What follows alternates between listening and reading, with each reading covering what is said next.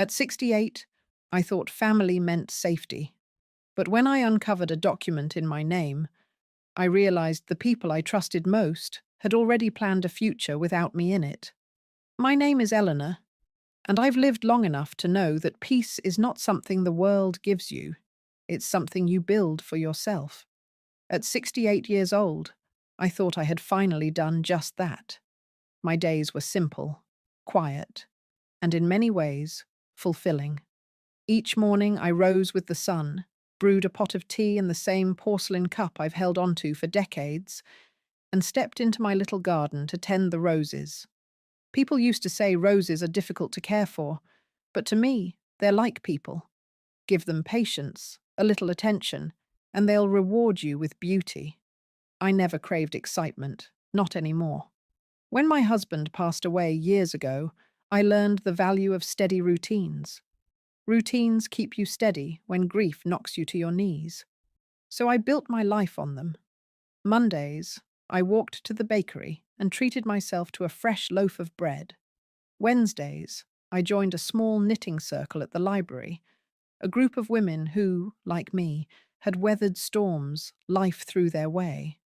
Sundays, I went to church and found comfort in familiar hymns that reminded me of my childhood. I wasn't rich, not by anyone's standards, but I had enough. The bills were paid, the cupboards were full, and I even had a little tucked away in savings from a lifetime of careful living. My husband used to call me the squirrel because I had a habit of putting away every extra penny, preparing for winters that sometimes never came. That money wasn't much, but it was mine, earned honestly, saved quietly, guarded carefully. Neighbours knew me as the kind old woman in the ivy-wrapped cottage. Children would wave when they ran by, and I'd sometimes hand them cookies through the gate. People said I carried myself with dignity, but to me, it was just habit. Being kind costs nothing, and it often returns to you in ways you least expect. I was never one for loud declarations or meddling in other people's lives. I liked my peace, and I liked to keep to myself. Still, there was an ache underneath all that calm. I won't pretend otherwise. Family, my own blood, was a complicated matter.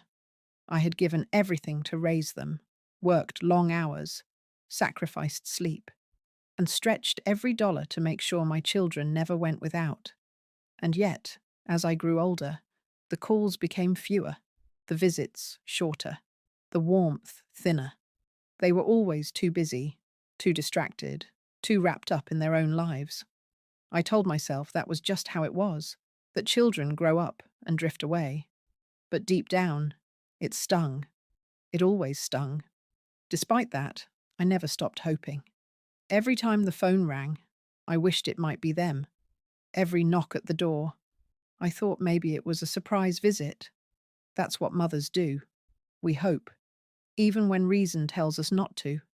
But life had taught me to find joy in what was still mine. My garden, my books, my little circle of friends at the library. These were my treasures, and they kept me from feeling the full weight of loneliness.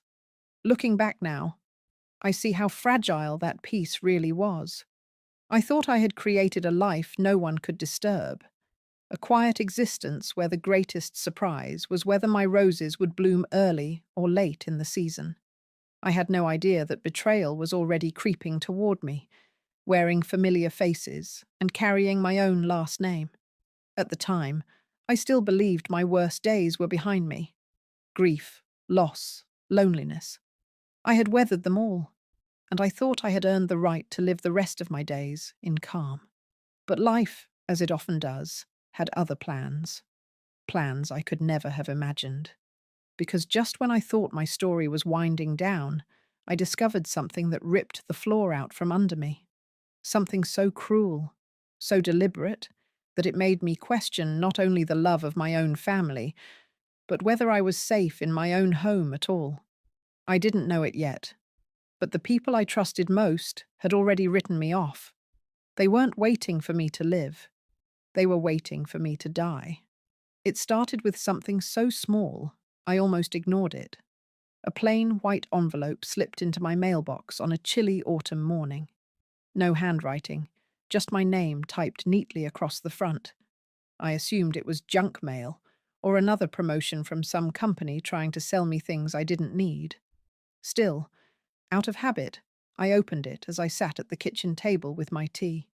The first lines made my stomach tighten. Policyholder, Eleanor. Beneficiaries, Daniel Whitford and Lisa Grant. Anticipated payout in the event of death before December 31st. I blinked at the words, convinced I had misread them. My hands trembled slightly as I flipped through the pages. It was a life insurance policy, a very large one, and according to the neat, flowing signature scrawled at the bottom of the document, I had signed it. Except I hadn't. I felt the blood drain from my face as I stared at that signature. It was mine. At least, it looked like mine. The loops, the slant, the flourish at the end of my last name. Whoever had done this knew me well enough to imitate me almost perfectly. Almost. Because I knew my own hand better than anyone. And there was one small detail that stood out. I always drew the tiniest upward flick at the end of the yar in my name. This forgery had missed it. Still, the more I looked, the sicker I felt. They had planned this. Someone I trusted had taken the time to practice, to copy, to forge my signature on a policy worth more than I could ever imagine holding in my bank account. And then I saw the detail that made my heart pound so hard it hurt. Anticipated payout if the policyholder does not survive the winter. The words burned into me. This wasn't just money. This was a bet against my life. A gamble written out on crisp white paper that I would be dead in a matter of months. I pushed back from the table, the chair scraping loudly against the floor. My first thought was to deny it, to tell myself it was some terrible mistake, a clerical error. But the names on the document erased all hope of that. My son, Daniel. My daughter, Lisa. My own children listed as beneficiaries, waiting for my death like scavengers circling a wounded animal. My chest tightened as memories rushed in. Nights I stayed awake nursing Daniel through fevers. Mornings I packed Lisa's lunches with little notes to make her smile. Birthdays where I worked extra hours just to buy them the presents they begged for. All of it, every sacrifice, every ounce of love, had been thrown away for a pile of money they thought they'd collect when I was gone. I don't know how long I stood there staring at those pages. Minutes, maybe hours. The clock ticked. The tea grew cold. And I kept asking myself the same question. Why? Had I failed them somehow? Had my love meant so little that they saw me only as a payout? The betrayal cut deeper than any wound I'd ever known. The worst part was the fear that settled into my bones. If they had gone this far, if they had planned a future without me, what else were they willing to do? Would they simply wait for age and illness to take me? Or would they help it along? Every creak in the house, every shadow outside my window that night felt sinister. For the first time in my life, I didn't feel safe in my own home. I folded the papers carefully, slipped them back into the envelope, and tucked it into the drawer by my bed. My hands shook so badly I had to hold them together just to steady myself. That night, sleep never came. I lay awake listening to the wind scrape against the windows, wondering if the footsteps I heard outside were real or imagined. In the darkness, one thought grew louder and louder in my mind. If my own children could forge my signature and bet on my death, then I had no choice but to fight. Because if I didn't act soon, winter might come, and I might not make it through. When you discover that the people you love most have plotted your absence, it doesn't hit you all at once. It seeps in slowly, like ice water dripping into your veins, numbing you until you can barely breathe. I spent the next few days in a fog. The envelope never left my bedside drawer, yet it haunted me everywhere I went. I'd walk past the roses in the garden and wonder if I'd see them bloom next spring. I'd make a cup of tea and catch myself staring at the steam, thinking, if they've already written me off, maybe I really won't last the winter. The betrayal was heavy, like carrying a stone in my chest. I thought about Daniel, the way he used to crawl into my lap with his toy cars, how I'd stay up until midnight helping him build school projects when he'd forgotten to mention them until the last minute. I thought about Lisa, her first ballet recital, how I saved for months to buy her those pink satin shoes, how her face had glowed when she twirled on stage. I had given them everything I had, even after their father passed. And now they had reduced me to a line in a ledger, a payout waiting to be collected. I couldn't tell anyone at first. Who would believe me? A widowed woman in her late 60s, claiming her own children had forged her signature on an insurance policy. People would think I was paranoid, senile, losing touch. Even I started to question myself. I pulled out old letters I had written, compared the signatures, looked again and again for proof that I wasn't imagining it. And each time, the truth stared back at me. It wasn't my hand, no matter how close it looked. But fear has a way of making you doubt everything. I stopped answering the phone, afraid it was them calling to check if I was still breathing. I pulled the curtains earlier in the evening, locking the doors and checking them twice, sometimes 3 times. Every creak of the old house, every crunch of gravel in the driveway sent my heart racing. I had lived here for decades, and suddenly it felt like hostile ground. The loneliness grew sharper too. I wanted so badly to confide in someone, but who? My friends at the knitting circle? They'd look at me with pity, maybe whisper about me behind my back. My neighbors? Kind people, yes, but they weren't family. And this betrayal was too personal, too raw. Even at church, I sat quietly in the pew, unable to sing the hymns because my throat closed up with grief. I wanted to cry out, to say, "My own children want me gone." But the words never came. Nights were the hardest. Lying awake in the dark, I'd imagine them sitting together, Daniel and Lisa, discussing timelines, expenses, how much they'd each get when the check came through. Did they toast to my absence? Did they laugh about how easy it had been to copy my signature? The thought gnawed at me until I felt sick. And yet, beneath all that fear and sorrow, something else began to take shape. A quiet, simmering anger. I had spent my life swallowing disappointment, excusing neglect, telling myself times were different and children grew apart. But this was no misunderstanding. This wasn't forgetting my birthday or skipping a holiday dinner. This was betrayal of the deepest kind. This was calculated, deliberate, cold. One evening, as I sat at the kitchen table staring at the envelope, I whispered aloud, "They think I'm weak. They think I'm already gone." Saying it broke something open in me. For the first time in days, I felt a spark of fire instead of despair. If they had written me off, if they believed I would simply fade away, then they didn't know me at all. I pressed my palm flat against the table, steadying myself. I am still here. And if they were waiting for winter to claim me, they were in for a surprise. Because I wasn't going to die quietly, and I wasn't going to give them the satisfaction of cashing in on my life. They had chosen betrayal, but I still had a choice too, and mine was simple. I would fight back. I knew that if I wanted to fight back, I couldn't let fear cloud my mind. Fear makes you reckless, and reckless people make mistakes. If Daniel and Lisa were bold enough to forge my signature once, they might be bold enough to try again. Or worse. I needed to be careful, deliberate, and above all, quiet. The first thing I did was dig out old boxes of paperwork I had saved over the years. I'd always been the type to keep things. Bank statements, tax forms, even letters from my late husband. Some people teased me about being a hoarder, but suddenly that bad habit felt like my greatest strength. In those papers, I had dozens of my own signatures across different decades.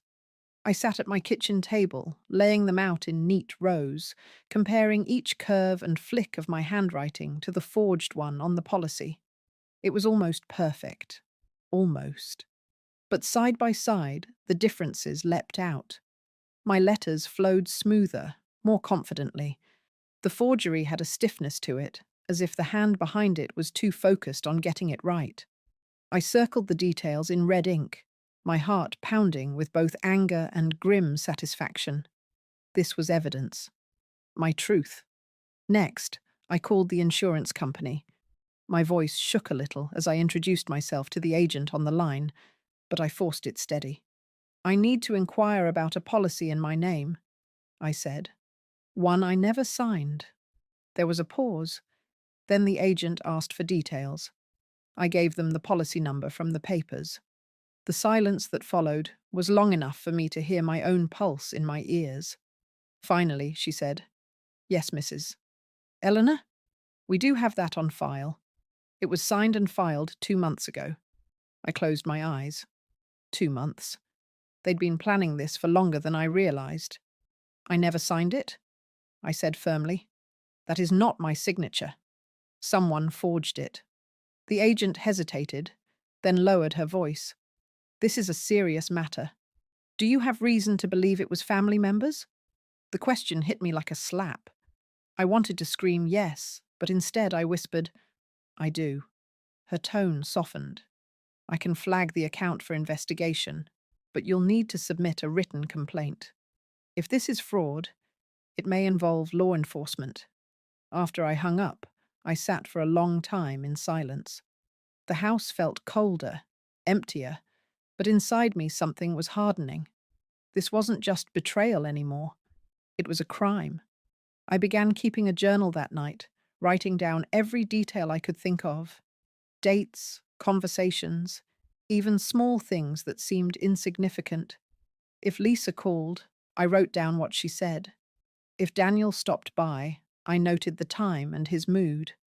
I kept the forged policy in a locked drawer and made copies, hiding one at the bottom of my knitting bag and another in the hollow of an old recipe box. Paranoia? Maybe. But I couldn't risk them discovering what I knew. Everywhere I went, I kept my eyes open. At the pharmacy, I noticed Daniel's wife, Karen, lingering too long in the vitamin aisle, glancing at me like she was checking if I was still moving, still breathing. At church, Lisa hugged me, but her arms felt cold, rehearsed. I told myself I might be imagining it, but deep down, I knew better. Once you see betrayal clearly, you can't unsee it. One afternoon, I gathered enough courage to stop by the local police station. I didn't file a full report yet, but I asked questions. General ones about forgery, about fraud, about what someone could do if their signature was faked on a contract. The officer, a young man with kind eyes, told me plainly, "Keep your records. Collect as much evidence as you can. Fraud cases can get messy, but if you've got proof, the law is on your side." Proof. That word became my anchor. Each document I copied, each note I wrote in my journal, each tiny difference I circled on my old signatures, it all built a wall of truth they couldn't tear down. By the end of that week, the fear that had paralyzed me began to shift into something else. Resolve. They had counted on me being old, frail, and too timid to question them. But they had forgotten that age doesn't erase wisdom. If anything, it sharpens it. I may have been 68, but I still had fight left in me. And for the first time in a long while, I wasn't just surviving, I was preparing. Because if Daniel and Lisa thought winter would be the end of me, they were about to find out it was only the beginning. For days, I lived in a state of quiet readiness. My papers were sorted, my journal filled with notes, and copies of the forged policy were hidden in places no one but me would think to look. But preparation means little if you don't act. And I knew if I hesitated too long, fear would start gnawing at my courage again. So one morning, I put on my best coat, the navy one my husband used to say made me look dignified, and walked into the police station. My knees ached, my heart raced, but I kept my chin high. I wasn't here as a frightened old woman. I was here as a victim demanding justice. The young officer at the desk looked up, surprised to see me. "Good morning, ma'am. How can I help you?" I laid the envelope on the counter. My voice didn't shake this time. "I need to report a fraud, a forgery, and the people who did it are my own children." His expression shifted instantly, curiosity and concern replacing politeness. He led me to a small office, where a detective soon joined us. A woman in her 40s, sharp eyes, calm demeanor. She introduced herself as Detective Ramirez. "Tell me everything," she said. And I did. I told her about the envelope, the forged signature, the policy that bet against my life. I showed her the comparisons I had made between my real signatures and the fake one. I slid over the notes from my journal, the dates, the calls, the details. My voice grew stronger with each piece of evidence I presented, like laying bricks in a wall that no one could knock down. When I finished, Detective Ramirez leaned back in her chair, studying me. For a long moment, the room was silent except for the hum of the fluorescent light above. Then she said, "You've done more groundwork than most people ever do. This isn't paranoia, Mrs. Eleanor. This is a case. And you were right to come here." Relief flooded through me so suddenly I almost cried. For the first time since I opened that cursed envelope, I felt like someone believed me. Someone saw me not as an old woman rambling about her children, but as a person whose trust had been violated in the cruelest way. Ramirez explained that insurance fraud of this scale was a serious felony. If my children had indeed forged my signature, they could face years in prison. She warned me it wouldn't be quick. The investigation would take time, and they'd need to be careful about how they approached it. But she promised me this: "You will not be alone in this, and we will make sure you're safe." That night, for the first time in weeks, I slept without clutching a kitchen knife under my pillow. Knowing the law was on my side, that someone else carried the weight of the evidence with me, gave me a peace I hadn't felt since before the betrayal. But safety didn't erase the ache. The next morning, when Lisa called out of the blue, her voice dripping with casual concern, "Just checking in on you, Mum," my stomach twisted. Did she know? Had she sensed I was onto them? I kept my responses short, polite, but distant. I could almost hear her fishing for reassurance, for confirmation that I was still in the dark. I didn't give her any. After the call, I jotted down the time, her words, her tone. It was habit now. Documentation had become my weapon. Weeks passed as the investigation moved quietly. Ramirez called me with updates, careful and measured. "We've pulled the original documents," she told me once. "You were right. The handwriting analysis supports forgery. We're building the case." Each word was both a balm and a wound. Balm because I was vindicated.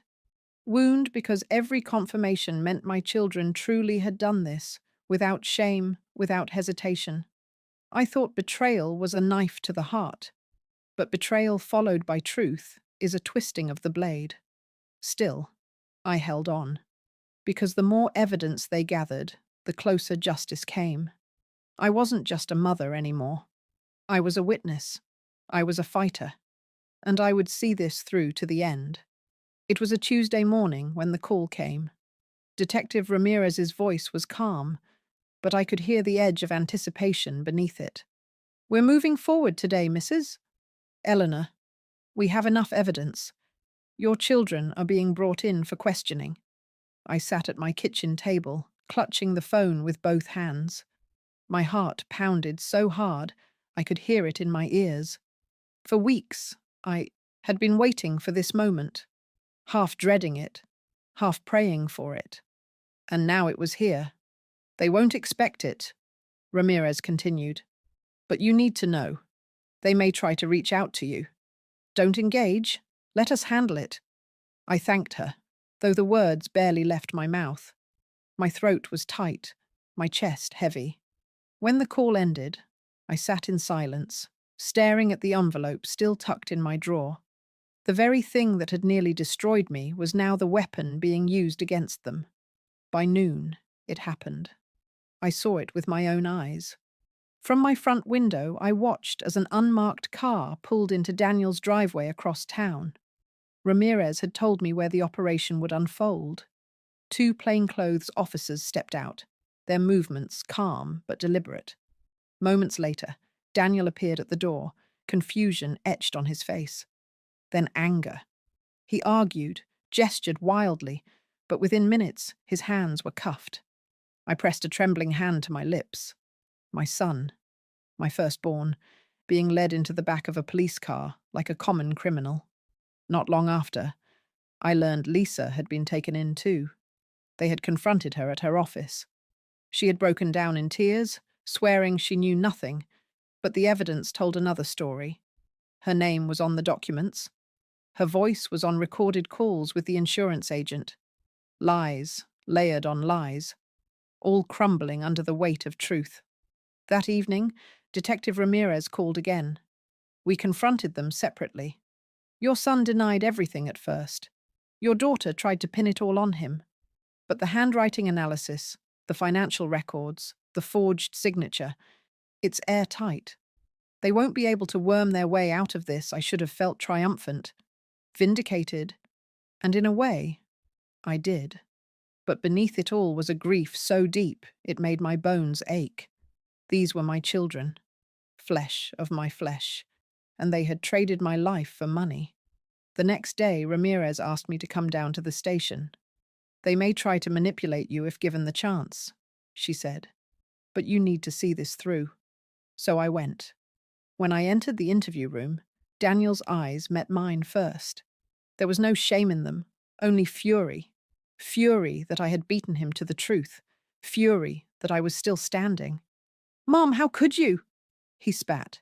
"You went to the police? You're ruining everything."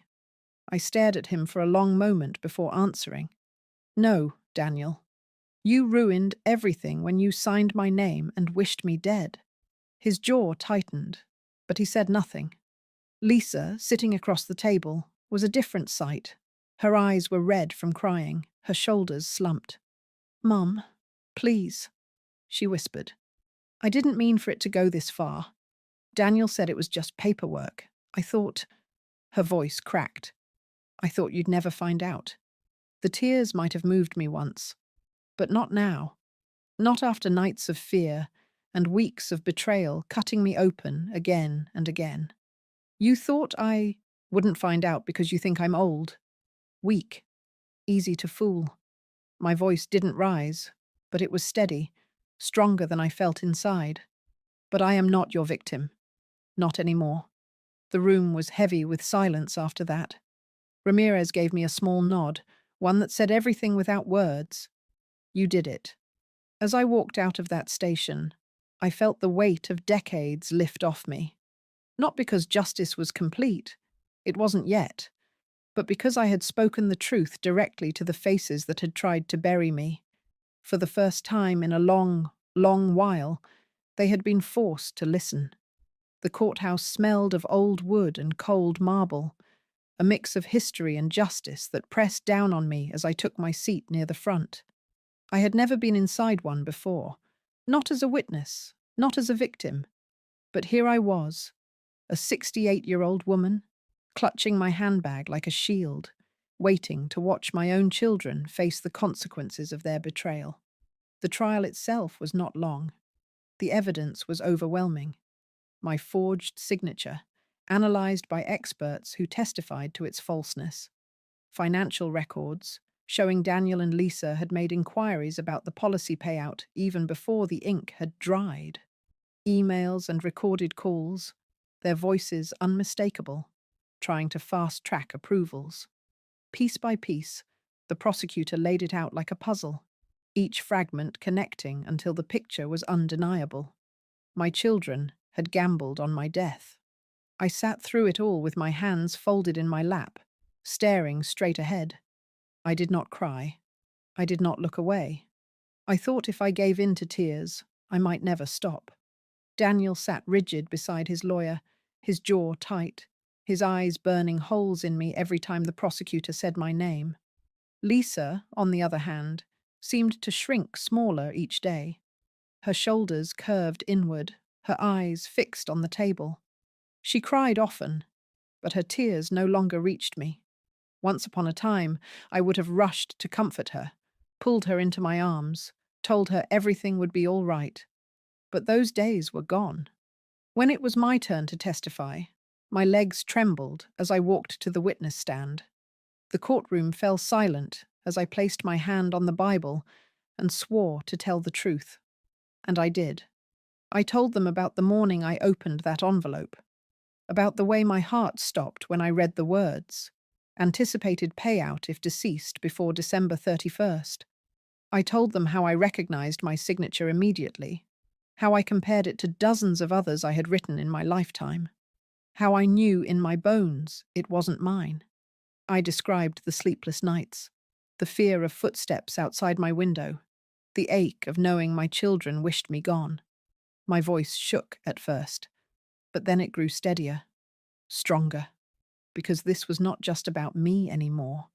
It was about truth, about every older woman or man who had ever been dismissed, brushed aside, underestimated. When I finished, the room was silent.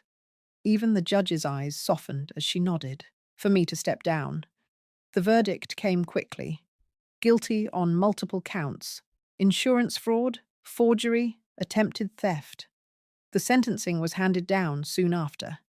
Daniel received 10 years in prison. Lisa, though her role was smaller, received 5. I sat there, hearing the words, feeling them echo through me like distant thunder. My children, my own flesh and blood, were going to prison. And yet, I did not feel triumph. Not really. What I felt was something colder, heavier. Justice, yes. But also grief. Grief that it had come to this.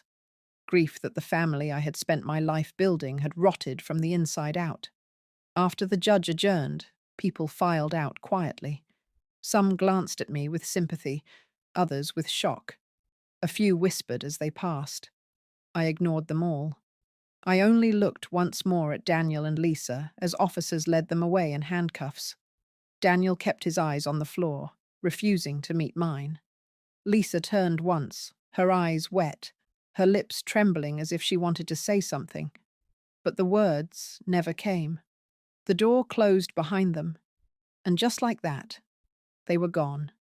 I walked out of that courthouse into the bright afternoon light. The air smelled of rain, sharp and clean, as though the world itself had been washed. I drew in a deep breath and let it fill me. Justice had been served. It did not mend my heart. It did not erase the betrayal. But it gave me something far more important than forgiveness ever could. It gave me freedom. When the courthouse doors closed behind me that day, I knew a chapter of my life had ended. Not the way I ever imagined, not the way a mother dreams for her children, but ended all the same. Daniel and Lisa were no longer just my children in my heart. They were convicted criminals in the eyes of the law. That truth was heavy, yes, but it was also liberating. In the weeks that followed, I learned something about silence. Silence, when it comes from betrayal, feels suffocating. But silence after justice, that silence is peace. My phone no longer rang with half-hearted check-ins. No knocks came at my door from people who saw me as nothing more than a future inheritance. The quiet that once gnawed at me now became a gift. I began to rebuild, little by little. I replaced the heavy curtains I had drawn shut during those fearful nights with lighter ones that let the sun pour in. I bought new locks, not because I feared break-ins anymore, but because I wanted to choose what and who could enter my life. My home, once a place of dread, began to feel safe again. The garden, too, bloomed brighter that spring, as if it knew I had survived something terrible. Roses stretched high on their stems, bold and unapologetic. I spent hours among them, trimming, watering, breathing in their sweetness. People stopped by, neighbours, friends from the library, and I welcomed them. For the first time in years, I realised I wasn't as alone as I had once believed. Family doesn't always share your blood. Sometimes family is the hand that brings you a pie, the neighbour who waves each morning, the friend who sits beside you in silence without needing explanations. I also made decisions about my future. I rewrote my will, ensuring that not a penny of my hard-earned savings would go to those who plotted against me. Instead, I directed it towards scholarships for children from struggling families. Children who, unlike Daniel and Lisa, would understand the value of sacrifice and love. My legacy would not be money handed to the ungrateful. It would be opportunity given to the deserving. Do I still ache? Yes. A mother's heart does not harden completely, no matter how deep the wounds. There are nights when I remember Daniel's laughter as a boy, or Lisa's tiny hand in mine, and the grief presses hard against my chest. But then I remind myself of the hospital bed, the forged signature, the policy that promised my death before winter. I remind myself that I did not choose this ending. They did, and I chose survival. Now, at 68, I live each day not waiting for anyone else to define my worth. I wake with the sun, sip my tea from that same porcelain cup, and walk into the garden knowing I am alive not because of luck, but because I fought for myself when no one else would. If you are listening to my story now, I want you to take one thing with you. Do not let betrayal be the final word in your life, even when it comes from the ones you love most, even when it cuts so deep you think you cannot stand. You have the right to rise. You have the right to protect your peace, your dignity, and your future. I once thought my story would end in silence, forgotten, overlooked, erased by the very people I gave everything to. But here I am, telling you instead that my story ended in freedom. They collected prison sentences. I collected my life back. And to me, that is the greatest victory of all.